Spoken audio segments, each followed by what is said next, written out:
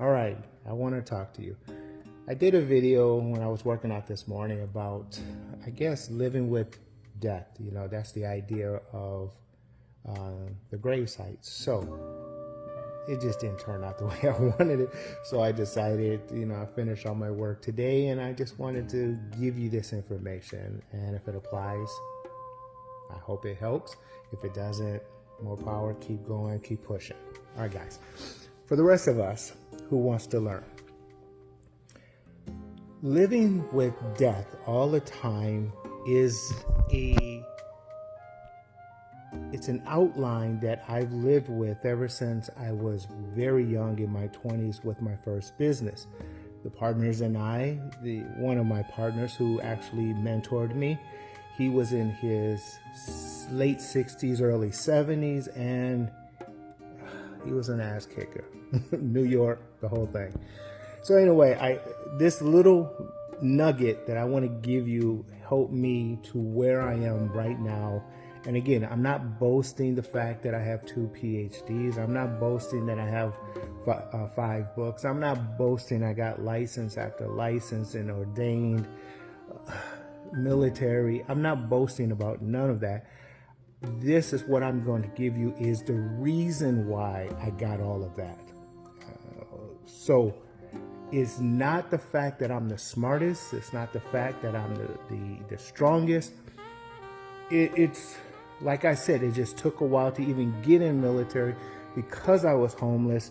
And how I got into homeless is because there's lessons that we have to continuously learn. And if you're not about learning, then you're not about growing. And that is not a problem to me. It may be to you and the kids and your generation after generation after generations. Okay. In saying all of this, let me say,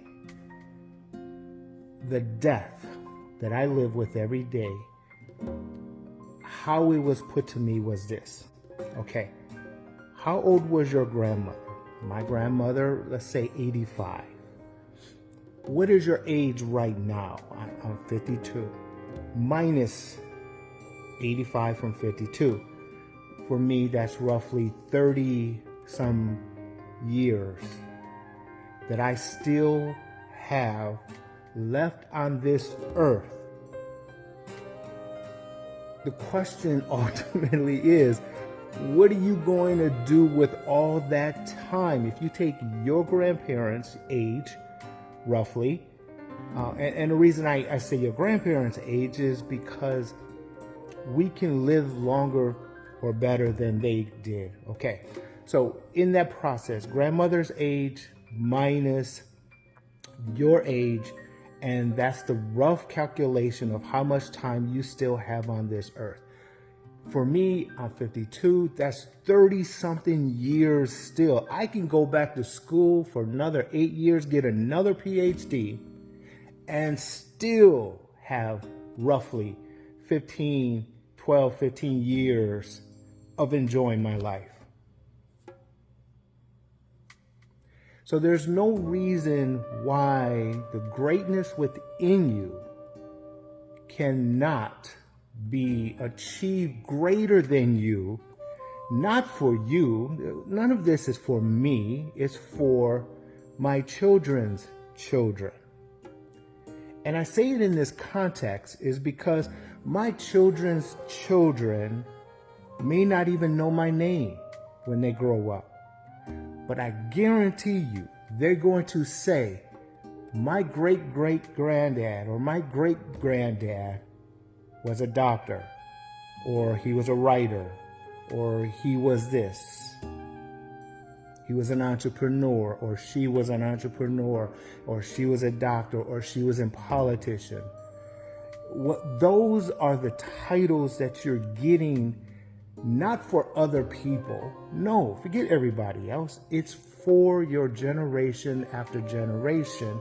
So when they don't remember your name, at least the bloodline that is through you to them, they will have a belief that they can carry on like I carried on.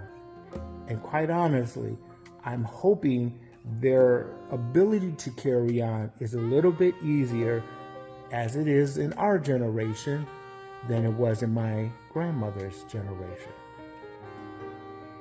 So there shouldn't be no excuse. Okay, so if I had to say step number one is realize how long do you really have to live on this earth? Okay, step number two, the lesson learned. People. There are people that needs to come into my life. I need them, and I'm going to seek them out. I'm going to knock on some doors. I'm going to seek them, and I need them to help me understand, help me figure this problem out. Give me an insight that I just can't see. Figure out a problem or help me understand a problem so I can continuously go down this path called life.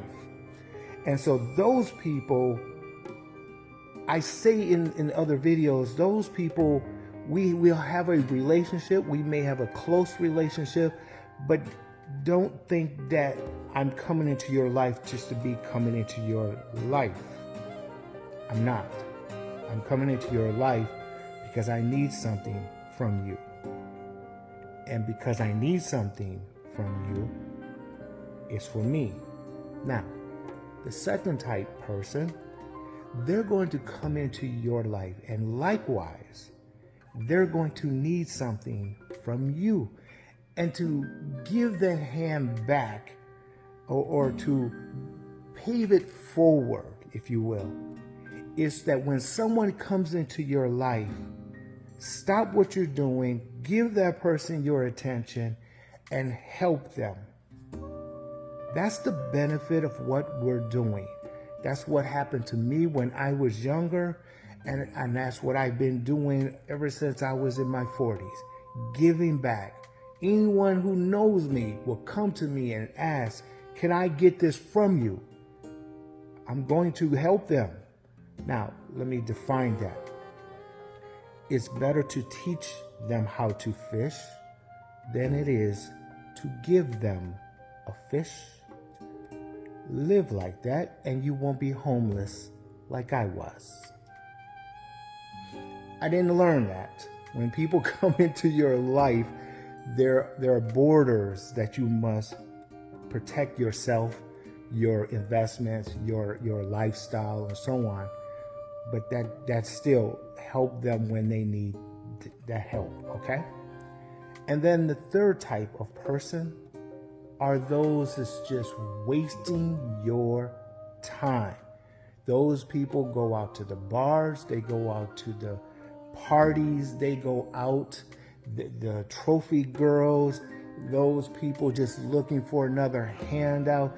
If you go with your group to a restaurant or someone and everyone looks at you because you have money, I guarantee you, if that was in my circumstances and situation, none of them will be ever going out with me ever again. It is rude. It is wasteful. When I'm thinking I'm taking my time and in my investments of my time and resources and being with this person or these people, and then they turn out to want from me all of the time, and I can't get out a handout. I can't get a call to say, hello, how are you doing? I can't get nothing from them. Those people, you just, again, they can be from trophy girls who mean absolutely nothing. Those can be from guys from the block. They can be from whomever. The third type of person is, while you're on your path, if they're not influencing you, enhancing you to your whatever, who needs friends? Who needs friends, really? Who needs friends? The people who need friends are those who need others to tell them you're doing a good job. I don't need no one to tell me I'm doing a good job. This brings me to my third point. Excuse me. My third point is money. I don't look at money like everyone, or a lot of people do. I look at money as a measurement.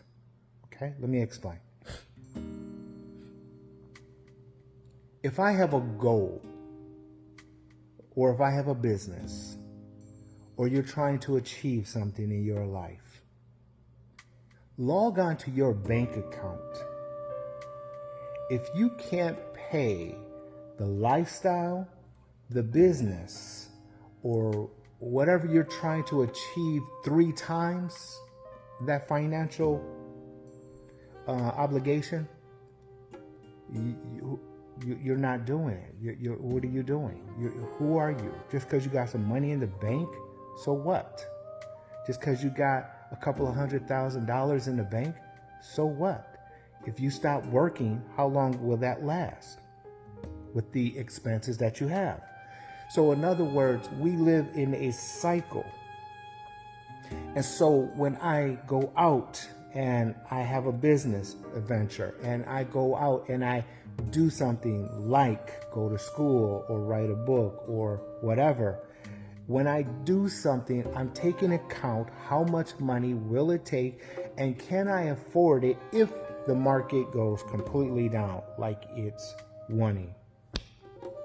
So when I look at money, I'm looking at money as a measurement. That's it. If I spend money on someone because of a date, if I spend money because I'm trying to help someone do something or be there for another person and I'm spending my time and my resources, that's an investment. Not all investments are capital, meaning money, but all your time is an investment. So it's okay to help someone, but it's an investment. What am I going to get out of it? If I get out of it, oh, I'm just using you, but I'm not giving nothing back to you, those people you got to let go. And that's number 3, money.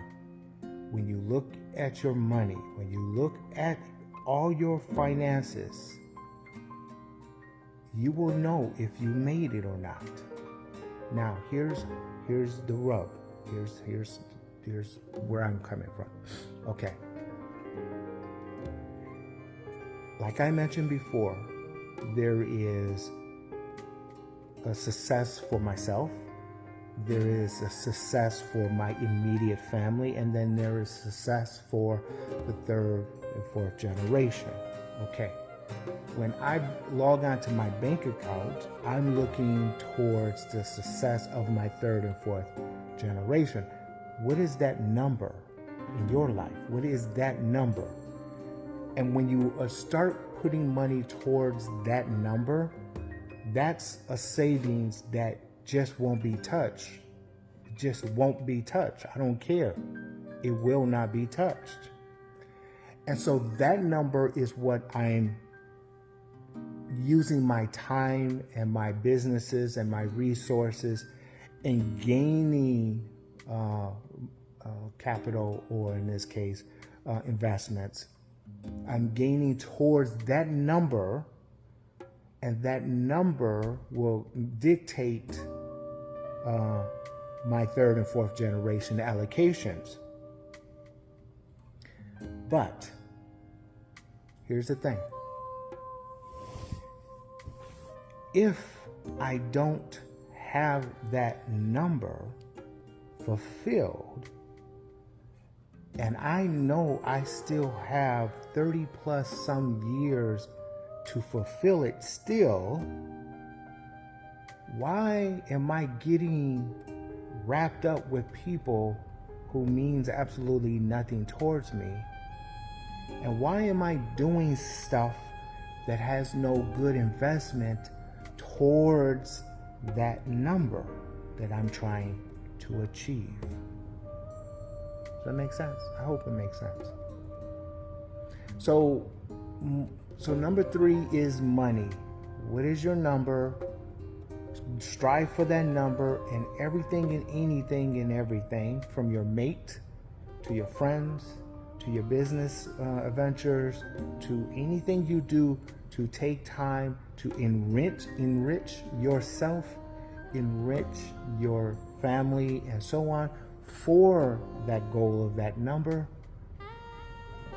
Log on to the bank, see how close or far you are, okay? Number 2, people.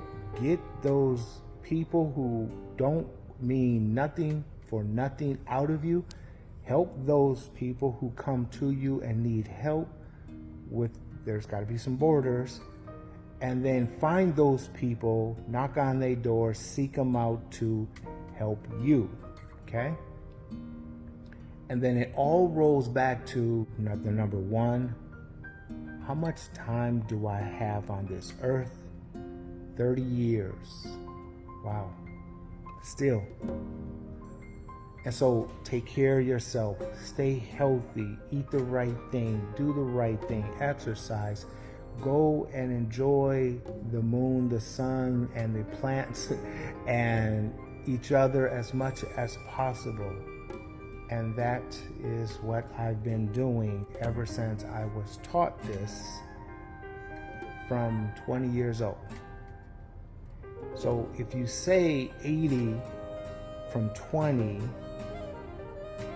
that's 60 years that I started off with this journey. Is it really, did I do really anything glorious or anything more than you can do? Like 2 PhDs, 5 books, military for 8 years. Did I do anything in 60 years? Did I do anything that you can't do? No. I'm not the smartest guy. I'm not the strongest guy. I never would be the anything. I'm just me. And me have a goal. I have a vision. I want something. I'm going to get it. And I've learned to take people, push them aside, get out of my way. This is what I want. Take time to enjoy myself. Take time to fall in love, be in love. But your goal is death. That's when you make it, when you die.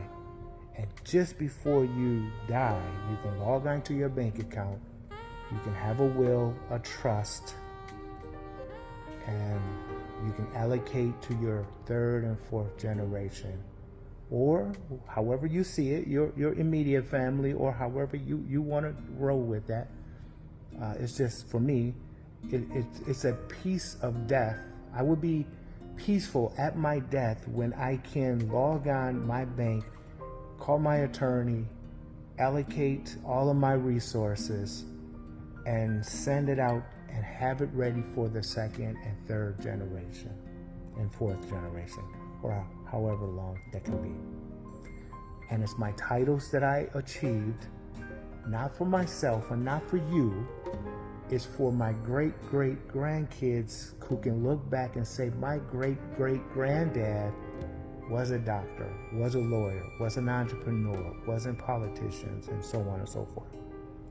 That's why the titles. That's why the 2 PhDs. That's why the 5 books.